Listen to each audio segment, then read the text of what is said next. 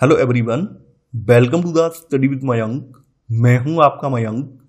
हम लोगों की यहां पर क्लास 7th एनसीईआरटी ज्योग्राफी की सीरीज चल रही है। आज आपका इसी क्रम में अध्याय 7वां है। यहां पर हम लोग मानवीय पर्यावरण, बस्तियां, परिवहन एवं संचार अध्याय को पढ़ेंगे। तो चलिए स्टार्ट करते हैं आज का वीडियो। देखते हैं हमें क्या क्या डिस्कस करना है यहाँ पर। तो आज के अध्याय में हम लोग मानवीय पर्यावरण के बारे में जानेंगे। देखिए, हमारे चारों ओर जो हमें चारों तरफ से घिरे हुए हैं वो प्राकृतिक पर्यावरण है, यानी हम प्राकृतिक पर्यावरण के द्वारा चारों ओर से घिरे हुए हैं। और अगर हम मानवीय पर्यावरण की बात करें तो मानवीय पर्यावरण जो है मानव के द्वारा बनाया हुआ एक पर्यावरण है। स्टार्टिंग के अगर मानव की बात करें, यानी आरंभिक मानव की बात करें, तो आरंभिक मानव जो था वो बिल्कुल पशुओं के समान था। जिस प्रकार से पशुओं की केवल एक ही नीड होती है कि उन्हें भोजन खाना होता है, केवल अपना पेट भरना होता है, तो जो हमारा आरंभिक मानव था उसकी भी शुरुआत में केवल वही नीड थी कि केवल भोजन करना है। लेकिन समय के साथ साथ जैसे मानव का बौद्धिक विकास होता गया तो वैसे वैसे मानव के अंदर समझ आती गई। मानव ने अपना तन ढकना स्टार्ट कर दिया। जब तन अपना ढकने लगा है फिर वो जंगली जानवरों से सुरक्षा के लिए ऊंचे ऊंचे पेड़ों पर रुकने लगा है, गुफाओं में शरण लेने लगा है।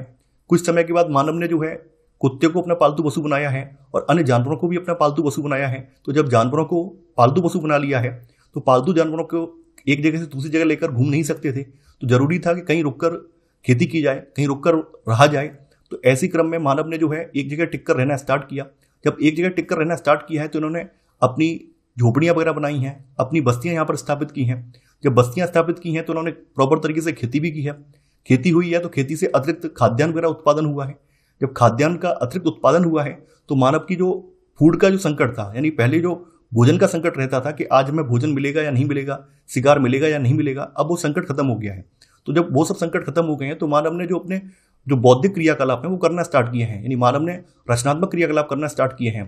जैसे व्यापार वाणिज्य का विकास किया है, संगीत, नृत्य, इन सब चीज़ों का विकास किया है। तो धीरे धीरे करके जो मानवीय गतिविधियां हैं वो बढ़ती चली गई हैं। तो ये सब चीज़ें जो हैं ये मानवीय पर्यावरण को बनाती हैं, यानी मानव के द्वारा बस्तियां स्थापित करना, घर मकान बनाना, या फिर व्यापार वाणिज्य, या फिर जो अपनी साहित्य, शिक्षा, नृत्य, ये सब चीज़ें जो हैं ये सब मानवीय पर्यावरण के अंतर्गत आ जाती हैं। तो मानव ने धीरे धीरे करके जैसे जैसे उसका बौद्धिक विकास होता गया है तो वैसे वैसे करके उसने मानवीय पर्यावरण को और ज़्यादा एक्सपेंड किया है। तो समय के साथ आपने देखा होगा कि परिवहन का भी विस्तार किया मानव ने, संचार सुविधाओं का भी विस्तार किया। तो यहाँ पर वही सब चीज़ें डिस्कस की गई हैं कि मानवीय पर्यावरण में कौन कौन शामिल हैं। तो यहाँ पर बताया गया है कि वे स्थान जहाँ पर भवन अथवा बस्तियाँ विकसित होती हैं उसे बसाव स्थान कहते हैं, यानी वह स्थान जहाँ पर भवन या फिर बस्तियाँ बसाई जाती हैं उसे बसाव स्थान कहा जाता है। और किसी आदर्श बसाव स्थान के चयन के लिए कुछ प्राकृतिक कंडीशंस होती हैं, जैसे अनुकूल जलवायु हो, यानी पहली कंडीशन ये है कि भाई जहाँ भी हम बस्ती बसा रहे हैं वहाँ पर रहने लायक जलवायु हो। इसके अलावा जो पीने योग्य पानी है, मीठा जल, वो उपलब्ध हो। उपयुक्त भूमि हो, यानी कि भूमि वहाँ की ऐसी नहीं हो कि बिल्कुल बेकार उबड़ खाऊ भूमि है, ऐसा नहीं हो। समतल टाइप की भूमि में आसानी से बस्ती वहाँ पर स्टेब्लिश की जा सकती है। इसके अलावा वहाँ की जो मिट्टी हो उपजाऊ हो, ताकि लोग खाद्यान्न वगैरह का उत्पादन कर सकें, इसलिए वहाँ की मिट्टी उपजाऊ होनी चाहिए। तो प्राचीन काल में ये सब कंडीशन देखी जाती थी। आज मॉडर्न टाइम में भले ना देखी जाती हों, लेकिन प्राचीन समय में जब मानव कहीं भी अपनी बस्ती स्थापित करता था तो ये सब चीज़ें देखता था कि अनुकूल जलवायु हो, जल की उपलब्धता हो जिससे उसकी बेसिक नीड फुलफिल हो सकें, यानी उसकी चाहे अपने पीने के पानी की नीड हो, खाद्यान्न को उत्पादन करने की नीड हो, वो सारी नीड फुलफिल हो सकें, उपयुक्त भूमि हो, उपजाऊ मिट्टी हो। तो ये सब चीज़ें प्राचीन काल में देखी जाती थी और उसी आधार पर किसी स्थान पर बस्तियाँ बसाई जाती थी। तो बस्तियाँ वे स्थान हैं जहाँ पर लोग अपने लिए घर बनाते हैं। अगर हम आरंभिक मनुष्य की बात करें तो जैसा कि हमने आपको बताया था कि आरंभिक मनुष्य जो था वृक्षों पर और गुफाओं में निवास करते थे, और जब उन्होंने फसलों को उगाना आरंभ कर दिया है तो उनके लिए एक ही जगह पर रहना आवश्यक हो गया है। यानी जब फसलें उगाने लगे हैं ये लोग तो अब मजबूरी बन गई है कि उन्हें एक जगह टिक कर रहना होगा, तब उन्होंने एक ही जगह स्थायी घर बनाना स्टार्ट कर दिया है। बस्तियों का विकास जो है नदी की घाटियों के निकट हुआ। देखिए, आरंभिक मानव ने जो भी अपनी बस्तियां बसाई हैं वो नदी की घाटियों के निकट बसाई हैं। आज के टाइम में जैसा नहीं है। देखिए, आज के समय में तो लगभग सारे संसाधन उपलब्ध हैं। आज के समय में तो वहाँ पर भी बस्तियां बसाई जा सकती हैं जहाँ पर बिल्कुल रेगिस्तान है। इसका एक यूनिक एग्जाम्पल दुबई है और भी सऊदी के कुछ शहर हैं। तो यहाँ पर आज के समय की बात नहीं हो रही है, प्राचीन काल की बात हो रही है। प्राचीन काल में जब भी कोई बस्ती बसाई जाती थी तो वहाँ पर ये कंडीशन देखी जाती थी, अगर ये सब कंडीशन है तो वहाँ पर बस्ती बसेगी। ये सबसे जरूरी था कि वहाँ पर जल की उपलब्धता हो। तो इसी वजह से आप देखेंगे जो आपकी प्राचीन सभ्यताएं हैं वो अधिकांश प्राचीन सभ्यताएं जो है नदी की घाटियों में ही विकसित हुई हैं। व्यापार वाणिज्य और विनिर्माण के विकास के साथ जो मानव की बस्तियां हैं ये बड़ी होती गई हैं। यहाँ पर देखिए कुछ प्राचीन नदी घाटी सभ्यताओं के बारे में बताया गया है कि सिंधु, टिग्रिस, नील और ह्वांगी नदियों के किनारे प्राचीन सभ्यताओं का विकास हुआ है। यहाँ पे बस्तियों के प्रकार बताए गए हैं कि बस्तियां कितने टाइप की होती हैं।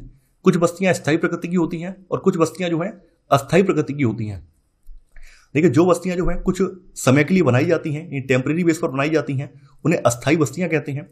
जैसे घने जंगलों में अगर लोग घूमने जा रहे हैं, कैंपिंग वगैरह करने जा रहे हैं या फिर शिकार वगैरह करने जा रहे हैं, तो वहां पर कुछ समय के लिए रुक गए तो वहां पर अस्थायी बस्ती बनाएंगे। गर्म या फिर ठंडे रेगिस्तानों में कभी जाते हैं लोग, घूमने जाते हैं, तो वहां पर भी अस्थायी बस्तियां होती हैं। पर्वतों के निवासी अक्सर अस्थायी बस्तियों में ही रहते हैं। देखिए पर्वतों के जो निवासी होते हैं वो आखेट, संग्रहण और स्थानांतरित कृषि और ऋतु प्रवास करते हैं। आखेट का मतलब आप जानते ही हैं, शिकार करना। संग्रहण का मतलब क्या है, जो खाद्य है, खाद्यान्न है, उसको इकट्ठा करना, ये संग्रहण में आ जाता है। स्थानांतरित कृषि का मतलब है जूम खेती। यानी पहाड़ी इलाके हैं या फिर जो आपके जंगलों वाले इलाके हैं, वहाँ के निवासी जो है हमारी तरह प्रॉपर खेती नहीं करते हैं, बल्कि वो लोग जूम खेती करते हैं। यानी जंगल के एक भाग को आग जलाकर साफ कर देते हैं और वहाँ पर कुछ समय तक खेती करते हैं, जब तक उसमें उपजाऊपन रहता है। और जैसे ही वहाँ की मिट्टी में उपजाऊपन खत्म हो जाता है, फिर वो स्थान छोड़कर किसी दूसरे स्थान पर चले जाते हैं। तो इस प्रकार की जो खेती की पद्धति होती है, इसको जूम खेती या फिर स्थानांतरित कृषि कहा जाता है। ऋतु प्रवास का मतलब ये है कि जो कुछ पर्वतीय इलाकों की जनजातियां हैं या फिर रेगिस्तानी इलाकों की जनजातियां हैं, ये आज भी मौसमों के अकॉर्डिंग ऋतु प्रवास करती हैं, क्योंकि विभिन्न ऋतुओं में जो उनके पशुओं को खिलाने के लिए चारा वगैरह है वो अवेलेबल होता है या नहीं होता है, तो उसके अकॉर्डिंग इन्हें ऋतु प्रवास करना पड़ता है। अगर हम आज के टाइम में देखें तो आज के टाइम में हमें अधिकांश बस्तियां स्थायी बस्तियां देखने को मिलेंगी। यानी आज हमारे घर ऐसे नहीं है कि हमें अपना गांव छोड़कर कहीं और जाना पड़ रहा है, ऐसा नहीं है, सबके प्रॉपर घर हैं। तो आज जो अधिकांश बस्तियां हैं वो स्थायी प्रकृति की हैं और इन बस्तियों में लोग रहने के लिए अब घर बनाते हैं। तो यहाँ पर जो आपका ऋतु प्रवास है उसके बारे में बताया गया है कि लोगों के मौसमी आवागमन को ऋतु प्रवास कहा जाता है। जो लोग पशु पालते हैं वे मौसम में परिवर्तन के अनुसार नए चरागाहों की खोज में निकल जाते हैं। खास करके पहाड़ी इलाकों में ऐसा होता है, राजस्थान और एमपी में आज भी होता है। राजस्थान और एमपी में, खास करके राजस्थान रीजन में जो ऊँट पालने वाले लोग हैं, ऊँट पालने वाले लोग कुछ विशेष मौसम में राजस्थान को छोड़कर एमपी साइड में आ जाते हैं। उस समय एमपी में अच्छी खासी हरी घास उगती है। इसके अलावा यहाँ पर ग्रामीण और शहरी में भी जो बस्तियां डिवाइड की गई हैं। जो गांव की बस्तियां होती हैं वो ग्रामीण बस्ती होती है और गांव के अधिकांश लोग जो होते हैं वो प्राथमिक कार्यों में संलग्न होते हैं। प्राथमिक से मतलब जो क्रियाएं खेती से संबंधित होती हैं, जमीन से जुड़ी हुई क्रियाएं होती हैं, उनको प्राथमिक क्रियाएं कहते हैं। तो गाँव के जो निवासी हैं वो लोग कृषि, मत्स्य पालन, वानिकी, दस्तकारी या फिर पशुपालन संबंधी कार्य करते हैं। जो गाँव की बस्तियां हैं ये सघन या फिर प्रकीर्ण हो सकती हैं। सघन का मतलब ये है कि जहां पर बसावट बहुत पास पास में हो, जहां पर बहुत पास पास घर बने हो तो वो सघन बसावट बोली जाती है। प्रकीर्ण का मतलब जहां पर दूर दूर घर हों, जैसे कि आप यहाँ पर मैप में देख पा रहे हैं, यहाँ पर दूर दूर घर बने हैं, तो ये प्रकीर्ण बसावट है या प्रकीर्ण बस्ती है। तो सघन बस्तियों में जो है घर पास पास होते हैं, जबकि प्रकीर्ण जो बस्तियां होती हैं इनमें लोगों के घर दूर दूर और व्यापक क्षेत्र में फैले होते हैं, जैसा कि आप यहाँ पर देख पा रहे हैं। यानी कि प्रकीर्ण बस्ती आपको जो है खास करके पहाड़ी इलाकों में देखने को मिलेगी। घने जंगल में जो आदिवासी गाँव है वहां पर आपको प्रकीर्ण बस्ती देखने को मिलेगी, या फिर जो अति विषम जलवायु वाले क्षेत्र हैं वहां पर आपको प्रकीर्ण बस्ती देखने को मिलेगी। वहीं सघन बस्तियां जो है आपको खास करके जो आपके मैदानी इलाके हैं, जैसे गंगा घाटी का मैदान है तो यहाँ पर आपको सघन बस्ती देखने को मिलेगी। तटीय इलाके हैं वहां पर भी आपको सघन बस्ती देखने को मिल जाएगी। लेकिन जो प्रकीर्ण बस्तियां हैं वो खास करके पहाड़ी रीजन में, घने जंगलों में या फिर यहाँ पर विषम जलवायु है वहां पर आपको प्रकीर्ण बस्तियां देखने को मिलेंगी। इसके अलावा देखिए जो गाँव के निवासी हैं वो अपने घरों को मौसम के या जलवायु के अकॉर्डिंग भी बनाते हैं। जैसे जहाँ पर अगर ज़्यादा बारिश होती है, जिन इलाकों में ज़्यादा बारिश होती है, वहाँ के निवासी अपने जो भी मकान बनाते हैं उन मकानों की छत ढालनुमा बनाते हैं। या फिर जिन इलाकों में बर्फ़ वगैरह पड़ती है तो वहाँ पर भी उन इलाकों की जो छतें होती हैं वो ढालनुमा बनाई जाती हैं, ताकि बर्फ़ उन पर पड़े तो बर्फ़ छत पे ना रुके। अगर छत पे रुकी रहेगी तो छत टूट जाएगी वजन से। इस वजह से ढालनुमा छत बनाते हैं ताकि बर्फ़ जब पड़े तो नीचे की तरफ सरक कर आ जाए। जिन स्थानों में वर्षा के समय जल का जमाव होता है वहाँ पर ऊंचे प्लेटफॉर्म या फिर स्टिल्ट पर घर बनाए जाते हैं। कुछ ऐसे रीजन हैं, खास करके जैसे वेस्ट बंगाल, असम रीजन है, भारत में ही कुछ ऐसे रीजन है जहां पर जो है घर वगैरह जो है वो ऊंचे प्लेटफॉर्म पे बनाए जाते हैं। नगरीय बस्तियों की बात करें तो नगरीय बस्तियों में नगर छोटी और शहर उनसे बड़ी बस्तियां होती हैं। इन नगरीय बस्ती में आपको दो प्रकार देखने को मिलेंगे। एक तो नगर देखने को मिलेंगे, छोटे टाउन जिन्हें बोला जाता है, और दूसरा होता है सिटी, इसे टाउन और सिटी। और सिटी में भी आप देख रहे होंगे मेगा सिटी हो गए हैं, मेट्रोपॉलिटन सिटी बोले जाते हैं, यानी अब सिटियों में भी कई उनकी कैटेगरी बना दी है। लेकिन अगर हम नगरों की बात करें तो नगरों में दो आ जाते हैं, टाउन और सिटी। टाउन छोटे से कस्बे या नगर को कहा जाता है, यानी जो आपका टाउन होता है जिसको नगर या टाउन कहते हैं, ये छोटा कस्बा होता है, जबकि शहर जो होता है उनसे बड़ी बस्ती होती है। नगरीय क्षेत्रों के जो लोग होते हैं वो प्राथमिक कार्यों में कम, द्वितीयक और तृतीयक कार्यों में ज्यादा संलग्न होते हैं। इन नगरीय क्षेत्रों में लोग निर्माण, व्यापार और सेवा क्षेत्रों में कार्यरत होते हैं। अब देखिए आगे यहाँ पर परिवहन के बारे में बताया गया है। तो परिवहन जो है प्राचीन काल से प्रासंगिक रहा है। जो आरंभिक मानव था, तो आरंभिक मानव भी लंबी लंबी दूरियां तय करता था भोजन की तलाश में, या फिर जंगली जानवरों से सुरक्षा के लिए, या फिर नए आवास की तलाश में। जो हमारा आरंभिक मानव था वो भी लंबी लंबी दूरियां तय करता था। परिवहन जो है लोगों और सामान के आवागमन के साधन होते हैं। पुराने समय में जब पहिए का आविष्कार नहीं हुआ था तो पुराने समय में लोग क्या करते थे, पैदल चलते थे। और जब मानवों ने पशुओं को पालतू पशु बनाया है तो फिर पशुओं की मदद से अपने सामान ढोने लगे थे, यानी वो अपना सामान ढोने के लिए पशुओं का उपयोग करते थे। पहिए की खोज, देखिए पहिया की खोज जो हुई है वो नवपाषाण काल में हुई है। तो पहिए की खोज होने से जो परिवहन है वो आसान हो गया है, और समय के साथ साथ परिवहन के जो साधन है और ज़्यादा विकसित होते गए हैं। हालांकि आज भी आप देखेंगे, आज भी भारत के ग्रामीण परिवेश में या दुनिया भर के जो विभिन्न ग्रामीण परिवेश हैं वहाँ आज भी पशुओं के परिवहन के साधन इस्तेमाल होते हैं। आज भी लोग परिवहन के लिए पशुओं का उपयोग करते हैं। जैसे अपने भारत की बात करें तो हमारे देश में सामान्यतः गधे, खच्चर, देखिए खच्चर जो है वो घोड़ा और गधा की मिश्रित नस्ल होती है, उसको खच्चर कहा जाता है। तो गधे, खच्चर और बैल और ऊंट का उपयोग हमारे देश में किया जाता है। वहीं दक्षिणी अमेरिका के एंडीज पर्वत क्षेत्र में लामा का उपयोग उसी तरह होता है जैसे तिब्बत में याक का उपयोग होता है। यानी कि यहाँ पर दक्षिण अमेरिका का जो एंडी पर्वतमाला है वहाँ पर लामा पाया जाता है, तो वहाँ पर लामा का उपयोग परिवहन के लिए होता है। जैसे तिब्बत में याक का उपयोग होता है, ठीक वैसे ही यहाँ पर दक्षिण अमेरिका के एंडीज पर्वत क्षेत्र में लामा का होता है। परिवहन के चार मुख्य साधन हैं, सड़क मार्ग, रेल मार्ग, जल मार्ग और वायु मार्ग। इन चारों के बारे में हम बारी बारी से देखेंगे। सबसे पहले बात करते हैं सड़क मार्ग की। सड़क मार्ग कम दूरी के यातायात के लिए अधिक उपयोग किए जाने वाले मार्ग हैं। जैसा कि आप लोग जानते हैं, सड़कों के जरिए हम किसी व्यक्ति विशेष के घर तक भी पहुंच सकते हैं, जबकि रेलवे लाइन, हवाई साधन या फिर जो आपके पानी के साधन है वो आपके घर घर तक नहीं पहुंच सकते हैं। लेकिन सड़कें जो है कहीं भी किसी व्यक्ति विशेष के घर तक भी पहुंच सकती हैं। अगर हम रेलवे लाइन से कंपेयर करें तो रेलवे लाइन की अगर हम बात करें, अगर हमें रेलवे तक अपनी पहुंच बनानी है तो हमें कहीं ना कहीं अपना प्लेटफॉर्म बनाना होगा और वहीं से हम ट्रेन में चढ़ और उतर सकते हैं। जबकि सड़कों के साथ ऐसा नहीं है। सड़कें जो है हमारे घर तक, हमारे दरवाजे तक आसानी से पहुंच सकती हैं। सड़कें जो है पक्की एवं कच्ची हो सकती हैं। पक्की का मतलब जैसे कि आप यहाँ पर देख पा रहे हैं, ये डाबर वाली, आरसीसी वाली जो सड़कें होती हैं उनको पक्की सड़क कहा जाता है। कच्ची का मतलब जिनके ऊपर कोई मटेरियल ना बिछाया जाए, केवल और केवल हल्का सा रोड हो, केवल और केवल मिट्टी वाला रोड हो या फिर उसके ऊपर ईंट वगैरह डाल दी जाए तो उसे कच्ची सड़क कहा जाता है। मैदानी क्षेत्रों में सड़कों का जो जाल है वो काफ़ी ज़्यादा सघन है, घना है। वहीं मरुस्थल, वन और ऊंचे पर्वत जैसे स्थानों पर भी सड़कें बनी हुई हैं, हालांकि वहां पर उनका जाल जो है काफ़ी ज़्यादा घना नहीं है।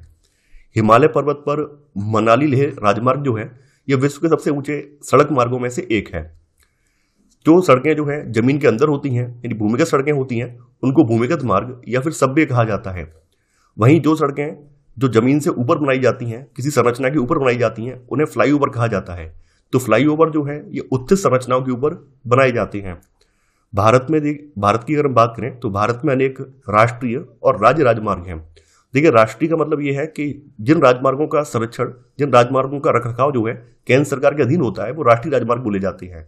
और ऐसे राजमार्ग जिनका संरक्षण, रखरखाव जो है राज्य सरकारें करती हैं तो वो राज्य राजमार्ग के अंतर्गत आते हैं। इसके अलावा भारत में जो एक्सप्रेस वे है इसका कॉन्सेप्ट एकदम नया है, जो कि अभी आप देख रहे होंगे हाल के कुछ वर्षों में एक्सप्रेस वे की संख्या में लगातार वृद्धि देखी गई है। स्वर्ण चतुर्भुजी महामार्ग जो है ये दिल्ली, मुंबई, चेन्नई और कोलकाता को जोड़ता है। इसके बाद बात करते हैं रेल मार्ग की। देखिए, रेल मार्ग के द्वारा काफी ज्यादा तीव्रता से और कम खर्च में लोगों का आवागमन, इसके अलावा जो भारी सामान है इसको ढोने का कार्य होता है। जैसा कि आप लोग जानते हैं, स्टार्टिंग में जो यहाँ पर इंजन होते थे, यानी ट्रेन के जो इंजन होते थे वो भाप से चलते थे। ये वाष्प के इंजन की जो खोज हुई है उसके बाद औद्योगिक क्रांति आई है। तो औद्योगिक क्रांति के समय रेल के परिवहन में काफी ज्यादा विकास हुआ है। काफी ज्यादा औद्योगिक क्रांति के समय भाप के इंजन ने रेल के विकास को काफी ज्यादा योगदान दिया है। समय के साथ साथ डीजल इंजन आए हैं, विद्युत इंजन आए हैं, तो इन्होंने भाप के इंजन को रिप्लेस कर दिया है। ऐसे करके आप देखेंगे कि आज के समय में रेलवे जो है मैदानी इलाकों में सामान ढोने का, लाने ले जाने का एक बड़ा माध्यम है। मैदानी भागों में रेल मार्ग का जाल व्यापक रूप से फैला हुआ है। हालांकि उन्नत प्रौद्योगिकी के दम पर, हाई टेक्नोलॉजी के दम पर हम आज जो दुर्गम स्थान है वहां पर भी रेलवे लाइन बिछा पाए हैं। भारतीय रेल मार्गों की अगर बात करें तो भारतीय रेल मार्गों का जाल जो है एशिया में सबसे बड़ा है। अब देखिए यहां पर कुछ कुछ रेल मार्गों की बात बताई गई है, जैसे जायनिंग से लहासा। जायनिंग से लहासा जो है विश्व में सबसे ऊंचा रेल मार्ग है। तो जायनिंग से लहासा के बीच चलने वाली जो रेलगाड़ी है ये समुद्र तल से 4000 मीटर की ऊंचाई पर चलती है और इसका सबसे ऊंचा बिंदु जो है वो समुद्र तल से 5072 मीटर है। वहीं ट्रांस साइबेरियन रेल मार्ग जो है ये विश्व का सबसे लंबा रेल मार्ग है, जो पश्चिमी रूस में सेंट पीटर्सबर्ग से लेकर प्रशांत महासागरीय तट पर स्थित व्लादिवोस्तोक तक ये जाता है। यानी आप देख पा रहे हैं यहाँ पर ये पश्चिम में रूस का जो सेंट पीटर्सबर्ग है यहाँ से स्टार्ट होता है और यहाँ पर आप पूर्व में जो व्लादिवोस्तोक है जो कि प्रशांत महासागरीय किनारे है यहाँ तक ये जाता है। देखिए यहाँ पर एक बात मैंने यहाँ पर आपको बता दूं, ये वाला जो प्रश्न है, ये वाला जो आप देख पा रहे होंगे कि विश्व में सबसे लंबा रेल मार्ग कौन सा है, ये वाला कई एग्जाम में पूछा गया है।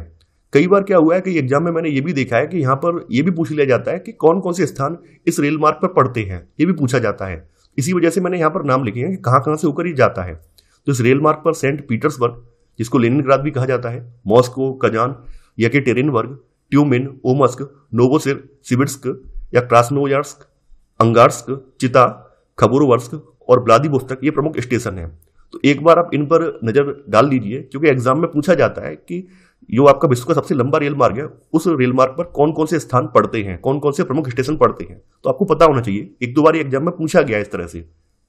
अब जलमार्ग की बात करते हैं। देखिए प्रारंभिक में यानी कि आरंभिक समय में भी परिवहन के लिए जलमार्ग काफी ज्यादा उपयोगी था, क्योंकि उस समय सड़कें वगैरह, रेल का जाल वगैरह तो था नहीं। तो लोग एक जगह से दूसरी जगह आने जाने के लिए या सामान को ढोने के लिए नदियों का उपयोग करते थे। तो नदियां जो है प्राकृतिक रूप से जलमार्ग का काम करती थी। अधिक दूरी में भारी और बड़े आकार वाले सामानों को ढोने के लिए जलमार्ग जो है सबसे सस्ता साधन होता है। आज भी विश्व व्यापार का 95% भाग, ये 95% लॉजिस्टिक जो है ये समुद्री मार्गों के जरिए ही एक जगह से दूसरी जगह भेजा जाता है। जलमार्ग जो है दो मुख्य प्रकार के होते हैं।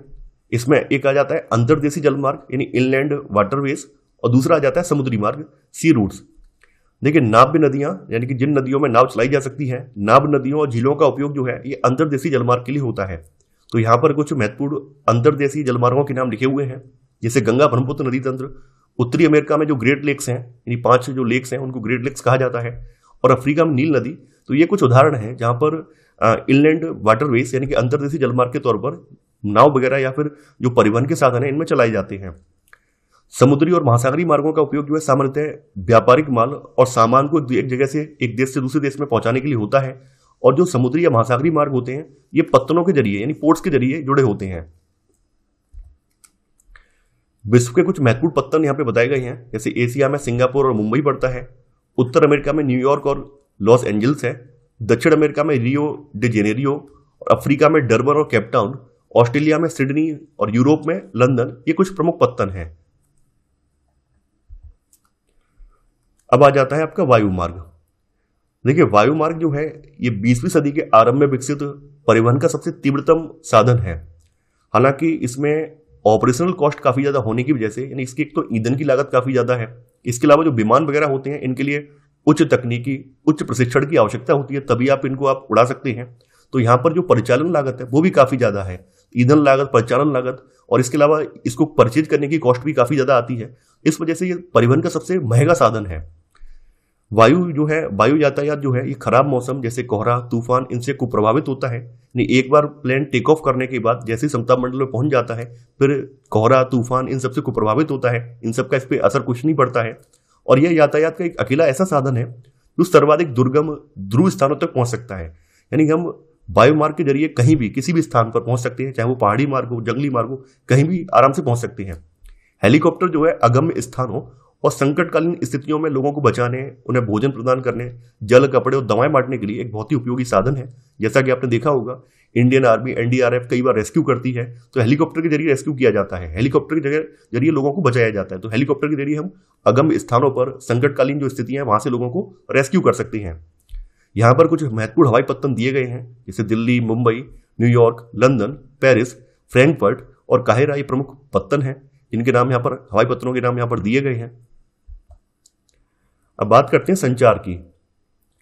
देखिए, स्टार्टिंग में संचार के जो साधन थे वो परिवहन के साधनों के साथ ही जुड़े थे, क्योंकि स्टार्टिंग में क्या था कि जब कोई व्यक्ति एक स्थान से दूसरे स्थान पर जाता था तो वो अपने साथ सूचना लेकर जाता था, तो ऐसे करके संचार होता था। जैसे मान लेते हैं आज से 300-400 साल पहले की बात करें तो 300-400 साल पहले अगर किसी राजा को अपना आदेश भेजना है, किसी राजा को अपना आदेश दूसरी जगह पे पहुंचाना है, तो क्या होता था, कोई व्यक्ति उस आदेश को लेकर जाएगा और ऐसे करके दूसरे स्थान पे पहुंचेगा, तभी संचार कायम हो पाएगा। तो पहले के समय में क्या था कि संचार जो था वो परिवहन पर डिपेंड था। जब तक परिवहन के साधन नहीं होंगे संचार भी नहीं होगा। लेकिन समय के साथ साथ जैसे जैसे तकनीकी प्रगति होती गई है, संचार के साधन परिवहन से पृथक होते गए हैं। यानी अब परिवहन पर ये डिपेंड नहीं है, अब अपने आप में इनका एक खुद का एक नेटवर्क है। तो संचार जो है दूसरों के पास तक सूचना पहुंचाने की प्रक्रिया होती है और तकनीकी विकास के साथ मानव ने संचार के नए और तीव्र साधनों को विकसित कर लिया है। वर्तमान समय में समाचार पत्र, रेडियो, टेलीविजन के द्वारा हम बड़ी संख्या में लोगों के साथ संचार कर सकते हैं, इसलिए इन्हें जनसंपर्क के माध्यम कहा जाता है। समाचार पत्र, रेडियो, टेलीविजन को जनसंपर्क माध्यम कहा जाता है। इसके अलावा सैटेलाइट से संचार में तीव्रता आई है। सैटेलाइट की मदद से क्या होता है कि हम कोई सूचना कहीं भी प्रसारित कर सकते हैं, कहीं दुनिया के किसी भी कोने में बैठा व्यक्ति उस सूचना को ग्रहण कर सकता है। इसके अलावा अभी एक नवीनतम तकनीक और विकसित हुई है 25-30 साल में, इंटरनेट के माध्यम से इलेक्ट्रॉनिक मेल या ईमेल भेज सकते हैं। आजकल तो इंटरनेट के माध्यम से हम इलेक्ट्रॉनिक कॉलिंग कर सकते हैं, वीडियो कॉलिंग कर सकते हैं, तमाम फीचर इंटरनेट पर अवेलेबल हैं। इसके अलावा सेल्यूलर फोन के द्वारा हम लोग बेतार टेलीफोनिक संचार, ये काफी ज्यादा आजकल लोकप्रिय हो रहा है और ये तो इंटरनेट के माध्यम से भी आज हो रहा है। तो जैसा कि आप देख पा रहे हैं कि अब संचार के जो साधन है ये परिवहन के साधनों पर डिपेंड नहीं है बल्कि स्वतंत्र हो चुके हैं। तो ये था हमारा आज का वीडियो। आई होप आपको आज का वीडियो पसंद आएगा। आप लोग इस वीडियो को लाइक और शेयर करना बिल्कुल मत भूलिए। इसके अलावा इस अध्याय के संबंधित नोट्स के लिए आप लोग हमारे टेलीग्राम चैनल को ज्वाइन कीजिए और वहां से आप इसके नोट्स को परचेज कर सकते हैं। तो आज के लिए बस इतना ही। Thanks for watching. जय हिंद।